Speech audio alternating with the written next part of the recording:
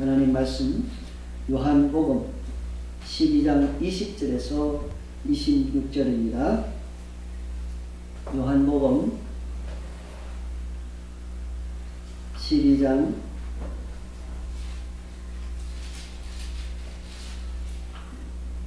20절에서 26절입니다.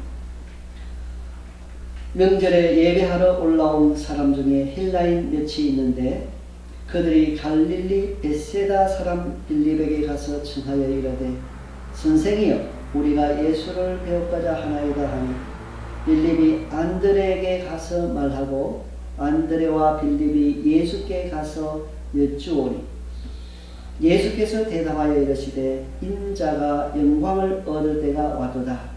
내가 진실로 진실로 너희에게 이르노니 한 알이 미리 땅에 떨어져 죽지 아니하면 한 알 그대로 있고 죽으면 많은 열매를 맺느니라.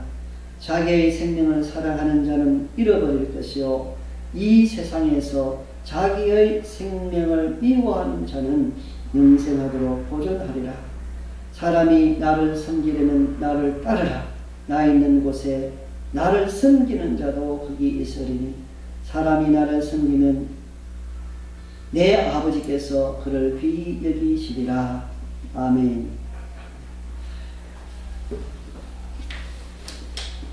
네, 오늘 말씀은 영광을 얻을 때가 되었다 라고 하는 제목으로 말씀을 나눌까 합니다. 우리 예수님께서 예루살렘 성으로 입성하실 때 많은 사람들이 기뻐하면서 호산나 찬송하리로다 주의 이름으로 오시는 하면서 예수님을 크게 환영하였습니다. 예수님께서 죽은 나사로를 살리신 것을 그들이 듣고서 이분이 바로 메시아시구나 하는 것을 그들은 알았습니다. 스가랴서 9장 9절에 나와 있는 그 말씀을 따라서 예수님께서는 예루살렘에 입성하셨습니다. 겸손의 상징이요 평화의 상징인 나귀를 타고 예수님께서는 예루살렘에 입성하셨습니다. 그리고 나서 그날은 아닌 것 같습니다. 왜냐하면 그날은 너무너무 많은 사람들이 예수님을 환영하고 사실은 예수님이 예루살렘 입성하시는 날은 너무 붐비는 하루였기 때문에 오늘 읽은 이 본문이 있는 그날은 아닌 것 같습니다. 하루가 지났는지 이틀이 지났는지 얼마가 지났는지는 우리가 모르겠습니다만은 분명한 것은 이제 갈릴리 벳세다 사람 빌립을 찾아온 헬라인 몇이가 있다 하는 것입니다. 헬라인 몇 명이서 이방인 몇 명이서 예수님을 만나고자 빌립을 찾아와서 부탁을 했습니다. 빌립을 향해서 그들은 선생님이라고 칭했습니다. 선생이요. 예수님의 제자들이니까 사도니까 그 빌립을 찾아가서 선생이요. 우리가 예수님을 뵙고자 합니다. 빌립은 이 이방인들 헬라인들이 와서 부탁을 하니까 혼자 그들을 데리고 예수님께 가기는 좀 뭐했던가 봐요. 그래서 빌립은 안드레에게 가서 말하고 안드레와 같이 예수님께 가서 말씀을 드렸습니다. 여기에서 이 헬라인들은 비록 이방인들이었지만은 살아계신 하나님, 하늘과 땅과 바다와 그 가운데 모든 것을 창조하신 그 하나님께 예배하는 사람들이었습니다. 그들은 유월절 명절을 맞이하여서 비록 혈통적으로는 유대인이 아니지만은 그들은 하나님을 섬기기 위해서 예루살렘에 왔었던 것입니다. 이 헬라인들은 예수님을 만나기를 원했습니다. 그러나 예수님께 직접 나아가지 아니하고 이들은 빌립에게 먼저 나아갔습니다. 여러 주석가들은 이 헬라인들의 이러한 태도는 예루살렘에 계시는 그 예수님을 존귀하게 여기고 귀하게 여기셨다.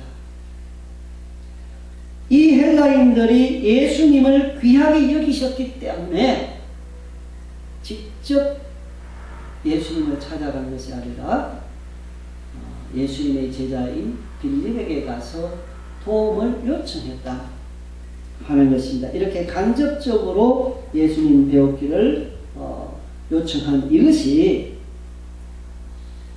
이방인들이 예수님을 존경하고 존귀하게 여기기 때문이라고 합니다. 참 귀한 마음이 아닐 수가 없습니다. 누구든지 주님께 나아가고자 하는 마음을 가지고 있다면 그 사람은 참 귀한 마음을 가지고 있는 것입니다.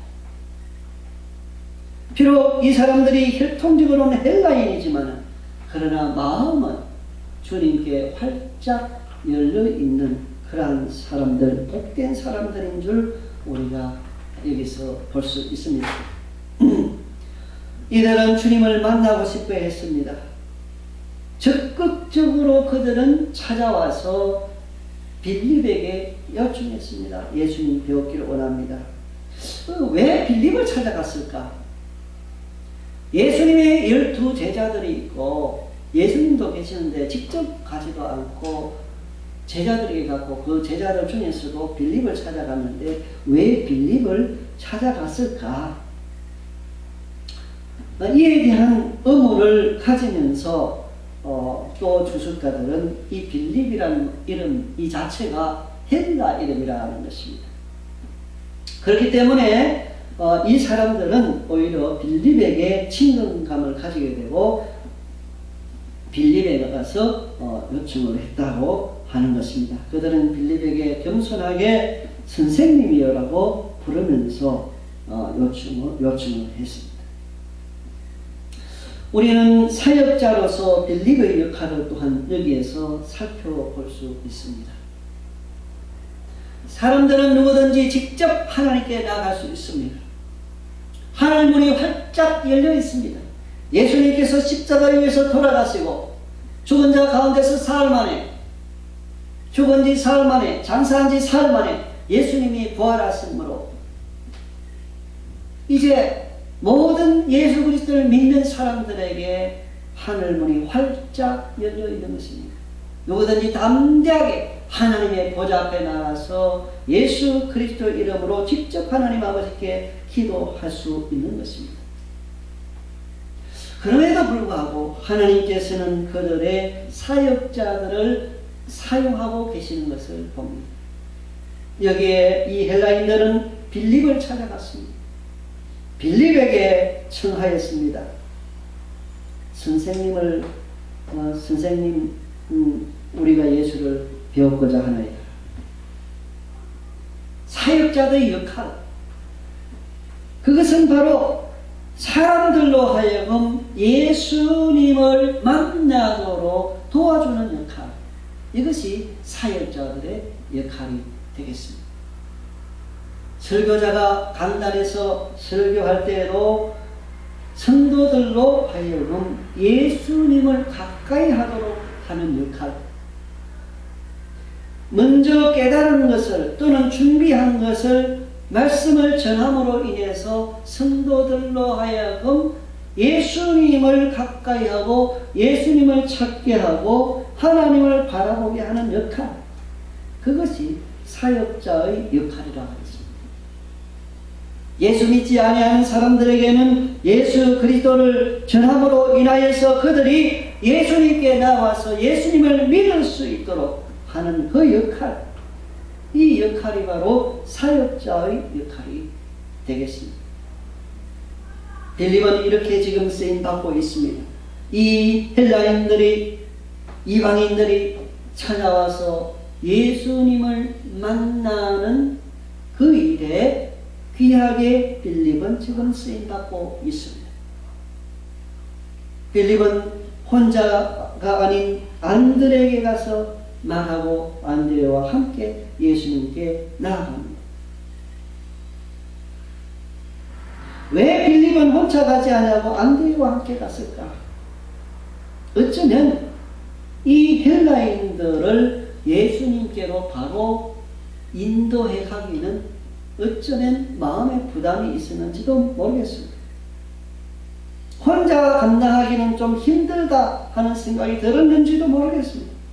그는 안드레에 가서 말하고 같이 예수님께 가서 여쭈었다고 성경은 말하고 있습니다. 사역을 하면서 혼자 감당하기 힘들 때 또는 도움이 필요할 때는 다른 사역자들과 함께 교제를 하면서 감당하는 일도 필요한 것을 여기에서 보여주고 있습니다. 빌립은 안드레에게 나아갔습니다. 안드레에게 나가서 함께 상의하고 이야기하고 그리고 나서 예수님께 나아갑니다.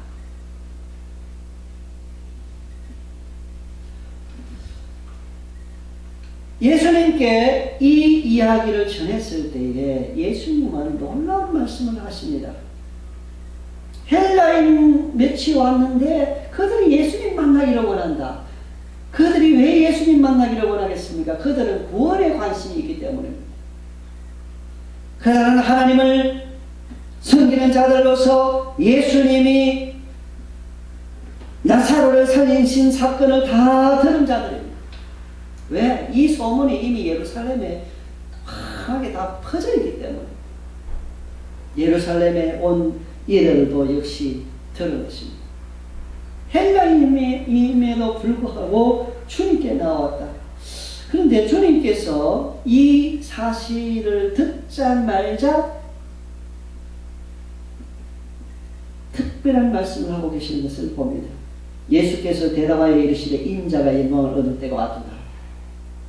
도대체 이 헬라인들이 예수님을 찾아온 이 사건, 이것이 도대체 무엇인데 그래 만나지 뭐 이런 차원보다도 그 소식을 듣자마자 예수님께서는 인자가 영광을 얻을 때가 왔도다 이렇게 말씀하신단 말입니다.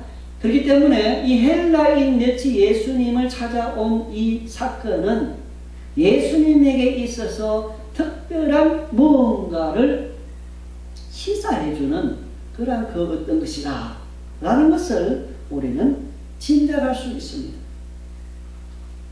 이 점에 대해서 주석가들은 말합니다. 헬라인들이 구원을 얻고자 예수님을 찾아왔다. 예수님께서는 이 땅에 오신 목적이 이방인들을 포함해서 모든 하나님의 백성들을 구원하시기 위하여서 이 땅에 오셨는데 이러한 헬라인들 많은 그 헬라인들을 포함해서 이방인들을 구원하시기 위해서는 예수님이 죽으셔야만 가능한 것입니다.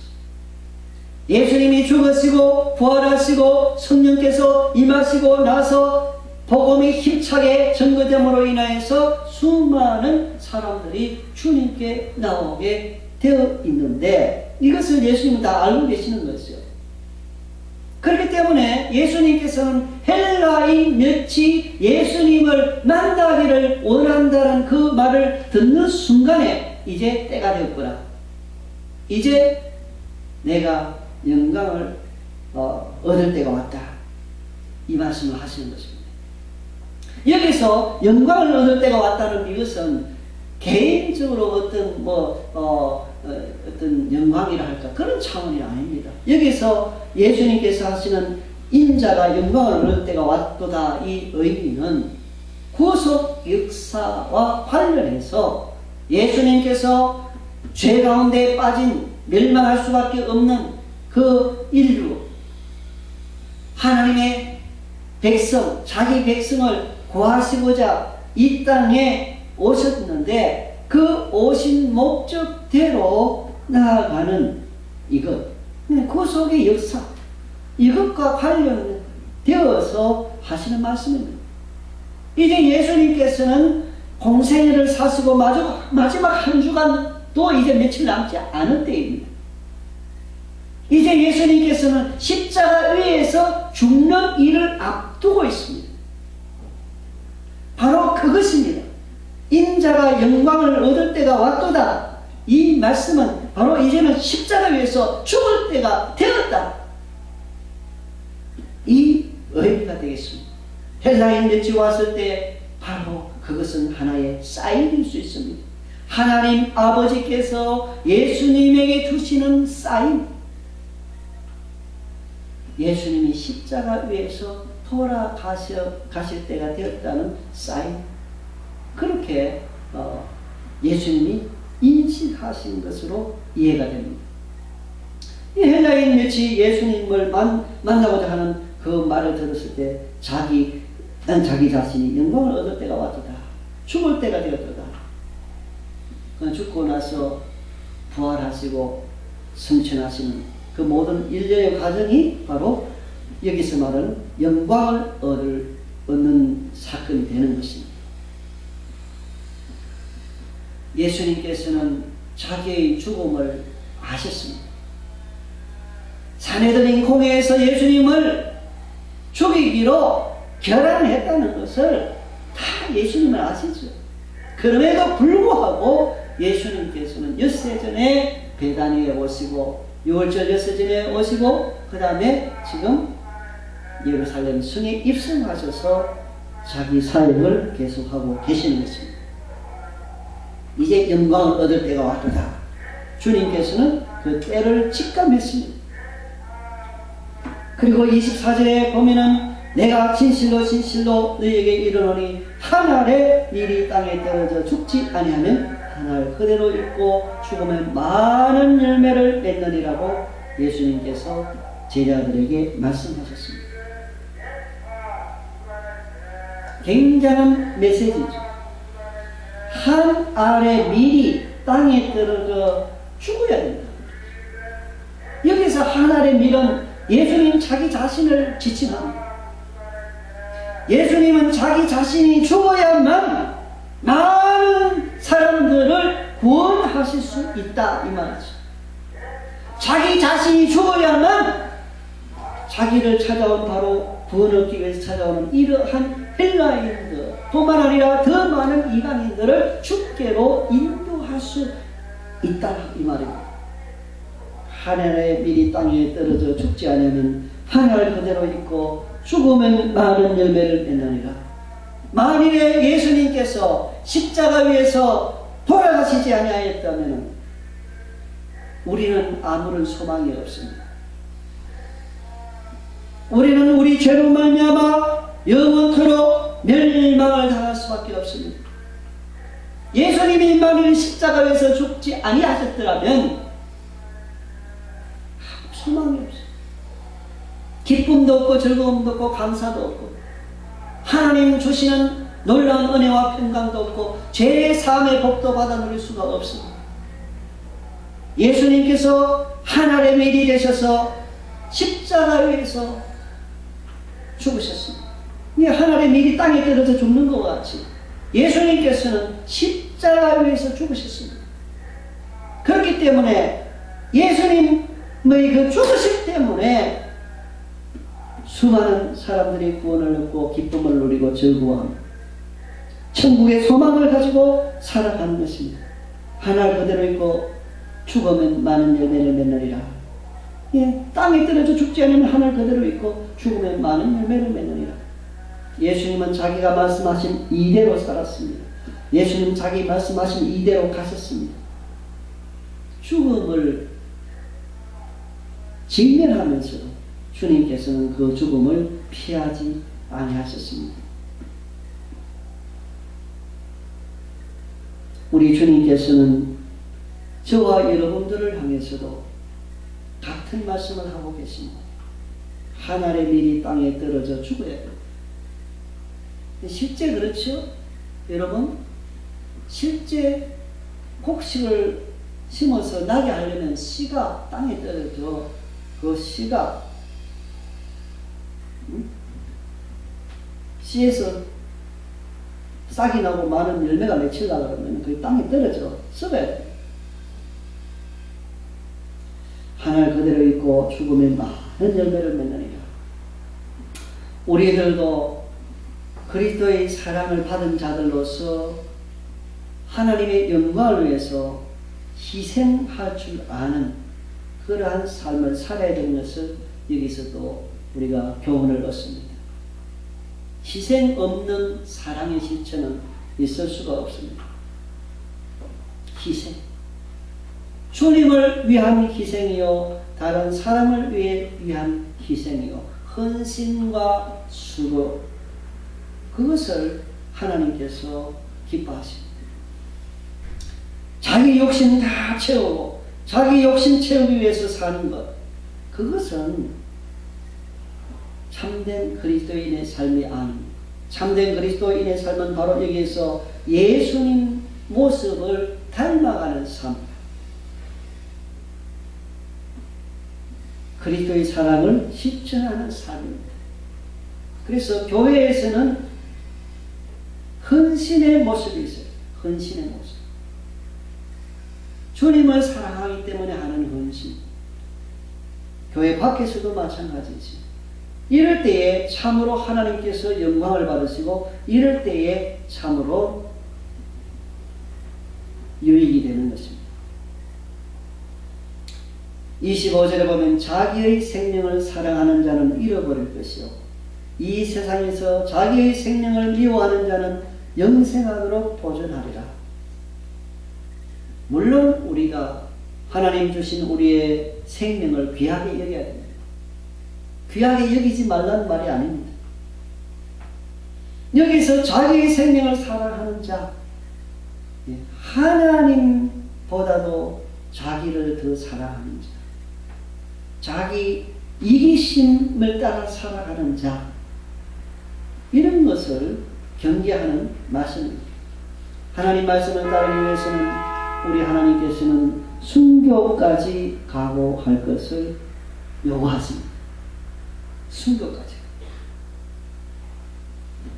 우리 주님께서는 여기에서 자기 생명을 사랑하는 자는 잃어버릴 것이요, 이 세상에서 자기 생명을 미워하는 자는 영생하도록 보존하리라 말씀하셨는데, 이와 비슷한 말씀을 성경 다른 본문에서도 하고 계십니다.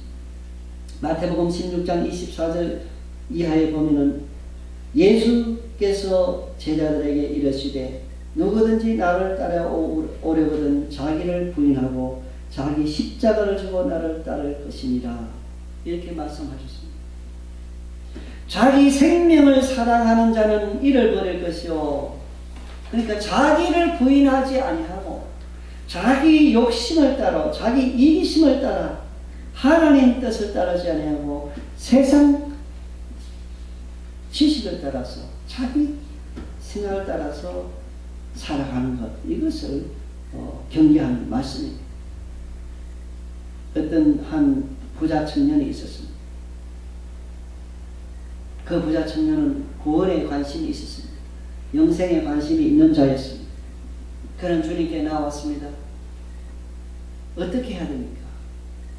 어떻게 해야 영생을 얻을 수 있습니까? 어떻게 해야 구원을 얻을 수 있습니까? 어떻게 해야 천국에 갈 수 있습니까? 어떻게 해야 하나님 백성으로 살아갈 수 있습니까? 예수님께서는 그 청년을 아십니다. 그 사람은 부유한 자인 것을 압니다. 그런데 그 사람은 재물에 푹 빠져가지고, 그 사람은 재물이 없으면 죽는 줄 압니다. 재물을 너무 귀하게 여기는 사람인 것을 예수님은 파악하였습니다. 그것을 극복하지 아니하고는 안 된다는 사실을 아시는 주님께서 말씀하시기를 네가 가진 모든 재물을 다 팔아 가난한 자들에게 주라.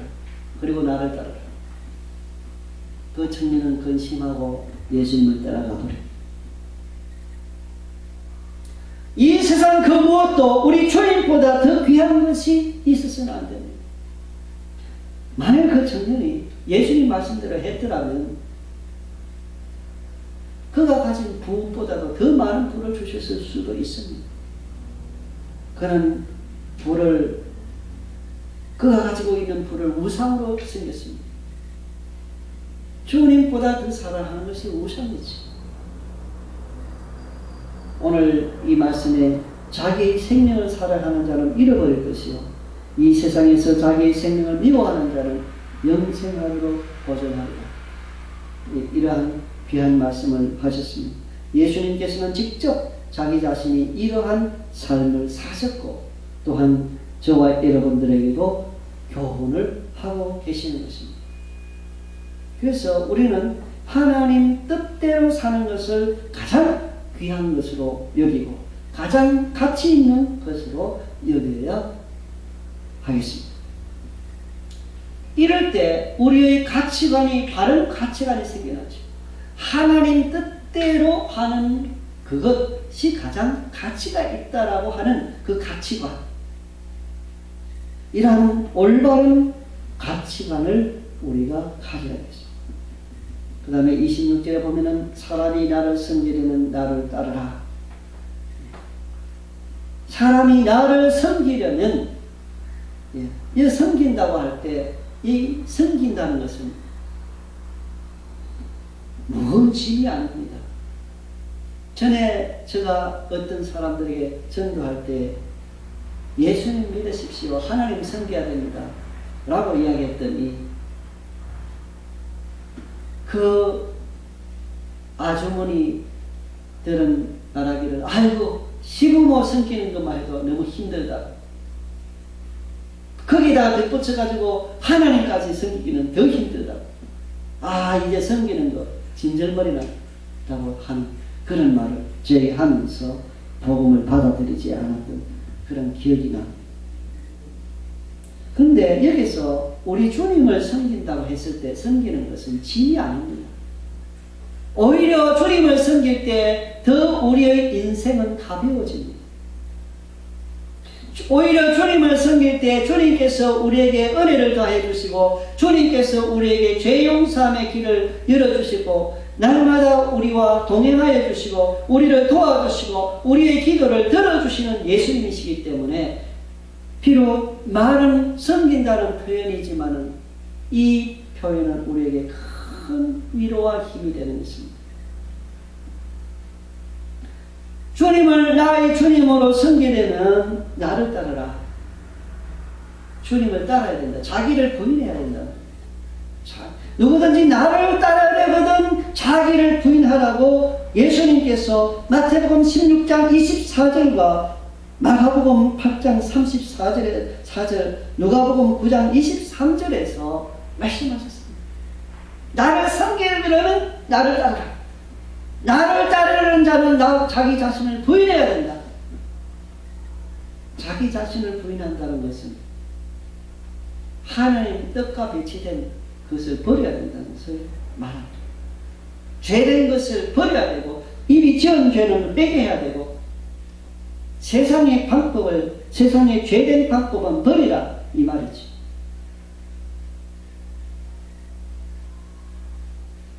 사람이 나를 섬기려면 나를 따르라. 주님을 따라야 된다는 것을 보죠. 주님이 바로 우리의 모범이 되십니다. 예수님이 우리의 사표가 됩니다. 오늘날은 이 세상 사람들 가운데 사표 없습니다. 여러분, 이 세상 사람 그 누구도 우리 마음에 실망시키지 않은 사람은 한 사람도 없어요. 도대체 그 누가 이 세상 사람들 가운데 우리에게 실망시키지 않을 수 있는 사람이 있단 말입니까? 대통령을 뽑을 때 저 사람이면 이 나라를 잘 이끌어갈 것이고 정말 멋있는 사람이 되겠다. 사람들은 환호합니다만 그러나 지나가고 보면은 그 사람도 아니에요. 그 사람도 아닙니다. 이 세상 사람 그 누구도 아니라 이거예요. 인도네시아 대통령 선거할 때 기억이 납니다. 메가와티 전 대통령이 대통령 후보로 나섰을 때 전 인도네시아에서 막 메가와티를 환호했습니다. 그 메가와티가 대통령만 되면 뭐 인도네시아가 뭐 어떻게 될 것 같아요. 그러나 정작 대통령이 되었을지라도 사실은 크게 변하지 않았습니다. 물론 지도자가 중요합니다. 그러나 우리는 그 어떤 지도자에게 절대적인 신뢰를 줘서는 안 됩니다. 인간이기 때문입니다. 그러나 우리 예수님은 다릅니다. 우리 예수님에게는 절대적인 신뢰를 우리가 보내드리는 주님을 의지하는 자가 복이 있는 것입니다. 나를 섬기는 자도 거기 있을 것이다. 나를 섬기는 자도 내가 있는 곳에 있겠다고 하십니다. 예수님께서 있는 곳이 어디입니까? 천국이죠. 주님을 섬기면 주님을 따르는 자는 가는 곳이 예수님이 가는 곳입니다. 이미 아브라함은 예수님이 가신 곳에 계십니다. 사도 바울도 예수님이 가신 곳에 계십니다. 믿음의 여러 선배들도 다 예수님께서 가신 곳에 가 계십니다. 우리도 잠시 잠깐 보면은 이 세상을 떠납니다. 잠시 잠깐이에요. 여러분의 인생 100년 안팎의 인생 잠시 잠깐이에요. 성경에서는 풀의 꽃과 같다. 풀과 같다. 풀. 하루아침에 자라났다가 시들어지고 아궁이에 들어가는 풀과 같은 존재가 바로 우리 인생인 것을 말씀하고 있습니다. 그런데 이러한 풀과 같은 인생에게 영원한 생명, 영원한 천국에서 삶이 보장이 된다는 놀라운 비밀 아닌 비밀이죠. 이것은 비밀 아닌 비밀. 나를 섬기는 자도 거기 있으리니 사람이 나를 섬기면 내 아버지께서 그를 귀히 여기시리라. 예. 예수님을 따르고 섬기는 자를 하나님 아버지께서 귀하게 여기신다고 말씀하십니다. 여러분, 다신교하고 우리 삼위일체 하나님하고 차이가 바로 여기 있습니다. 다신교가 뭐 다신이 없습니다. 사실은 다신이 어디 있습니까? 그런데 사람이 타락해서 이제 다신론을 가지고 다신교 하늘의 신이시여, 하늘 신도 따로 있고 땅의 신도 따로 있고 물의 신도 따로 있고 그들 생각 속에는 그런데 그들 생각 속에는 각각 신들이 서로 다른 신들이기 때문에 다 비율을 맞춰줘야 돼요. 따로. 그러나 우리 성경에서 성부 하나님, 성자 하나님, 성령 하나님은 그렇지 않습니다. 예수님을 따르고 섬기는 것이 하나님 아버지의 기쁨이 돼요. 하나님 아버지께 감사하고 찬송하는 것이 성자 예수님께 기쁨이 돼요. 성령 하나님께 감사하는 것이 예수님께 하나님 아버지께 기쁨이 돼요. 삼위일체 하나님. 성부 하나님 계시고 따로 계세요. 성자 예수님 인격적으로 따로 계시고 성령 하나님께서 따로 계세요. 그래서 위라 그러죠. 위입니다. 위. 그럼에도 불구하고 하나라 그럽니다. 영광과 권능과 의견이 영원토록 동일하신 삼위일체 하나님, 이 신비입니다. 신비. 그죠? 여기에서 이것을 이해하지 못해서 이단들이 나오고 이것을 이해하지 못해서 회교도들, 이슬람교도들이 기독교를 대적하고 있습니다. 여기에 보십시오. 예수님을 따르고 섬기는 것이 바로 하나님 아버지께 기쁨이 되는 겁니다. 그를 귀하게 여긴다 그러잖아요. 우리 오늘 본문의 말씀을 통해서 예수님께서는 헬라인들이 예수님을 찾아오심으로 귀한 말씀, 자기의 죽으심에 대한 예언을 다시 한번 하고 계신 것을 우리가 살펴보았습니다. 그 삶의 원리가 바로 하늘의 밀이 땅에 떨어져 죽는 원리, 그러므로 많은 열매를 맺을 수 있다는 그 원리, 그럴 때 진정으로 우리가 산다는 것이죠. 그런 귀한 말씀을 오늘 이 말씀을 통해서 들었습니다. 여러분, 우리 모두 다 하나님 아버지로부터 귀하게 여김을 받는 자들이 다 되기를 바랍니다. 기도하겠습니다. 걸어가시고 영광 중에 계신 아버지 하나님 감사합니다. 오늘 예수님께서 제자들에게 하신 말씀을 통해서 저희들이 은혜를 받았습니다. 헬라인들이 구원을 얻기 위해서 진리에 대해서 알기 원해서 예수님을 찾았습니다. 정말 이 헬라인들과 같이 저희들도 주님을 찾는 자들이 되게 하여 주시옵소서. 인생의 문제를 주님 앞에 가지고 나와서 기도하는 자들이 되게 하여 주시고 하나님의 도움을 바라는 자들이 되게 하여 주시옵기를 원합니다. 주님께서는 문 밖에서 두드린다고 말씀하셨습니다. 내가 문 밖에서 두드리는 누구든지 내 음성을 듣고 문을 열면 내가 그에게 들어가 그로 더불어 먹고 그는 나로 더불어 먹으리라고 주님께서 말씀하신 것처럼 저희들이 날마다 우리의 마음의 문을 주님 앞에 열어놓을 수 있도록 도와주시옵기를 원합니다. 또 주님 말씀하신 대로 주님이 먼저 모범을 보여주신 대로 저희들 각자가 이기적으로 살지 않도록 도와주시며 하늘에 땅에 떨어져 죽는 미랄이 되어서 많은 열매를 맺을 수 있는 자들이 되고 그것을 인해서 하나님을 기쁘시게 할 수 있도록 도와주시옵소서.